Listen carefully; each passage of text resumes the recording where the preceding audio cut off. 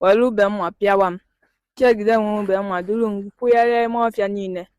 yipụ m akwa nsị. Nna ụmụnne m mana some of the times a na-asị na ndị Fulani mee nka ndị Fulani mee nke ọzọ ndị herdsmen mee nka ha nwa mee nke ọzọ ị mara ụmụaka be anyị bụ ife na-ezuzu all those things apụta a na-akpọ a na-akpọfa some things if a na-asị n'ọfa mee bụ ndị be anyị mere ya. Imagine this kind of a thing. Imagine ọ bụrụ na mmadụ apụtara kedu ihe this boy na-akara ime like kedu ife bụ ebumnobi ya maka na m aghọtara enenego m this video more than 4 times ka m ghọta ihe bụ his intention for doing this. Aghọtara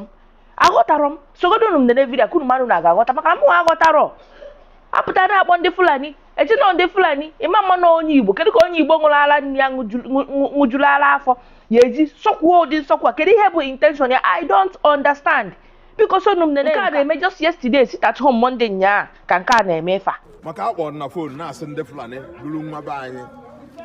na-eje agụba ọfịa ngasị ndị security chọwakwa onye a ka ha nweta ya enwetazi anya ọwụrụ na onye be anyị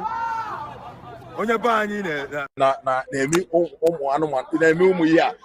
duziala nwa be anyị bụ ọhịa ruo na-evidiyo ya bụ ya ọtọ ọnwụ na ọnwụrụ anụmanụ ka ọ dị ka ebe onye eji wee duru mmadụ bụ ọhịa ruo na-evidiyo ya. Anyị gara ịkpata nkụ ọfụ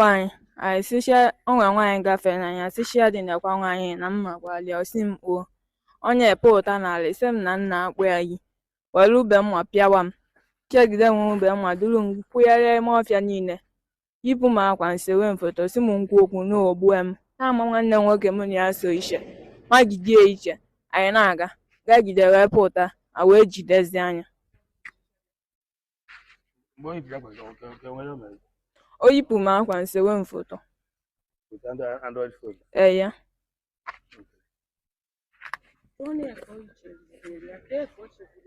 o yipụ m efe enu nchiri efe enu ọzọ yi m si m nkwu okwu n'ogbu m na ọ mara onye nwụ marụkwuo nwanne m nwoke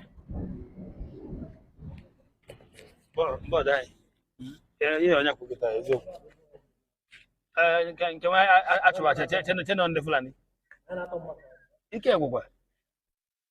oge ka unu esi wee na-eme ụdọ mmehie anyị bịara na-ekwu ndị Hausa na-ekwu ndị Fulani ya bụla anyị na-eme ọnwa anyị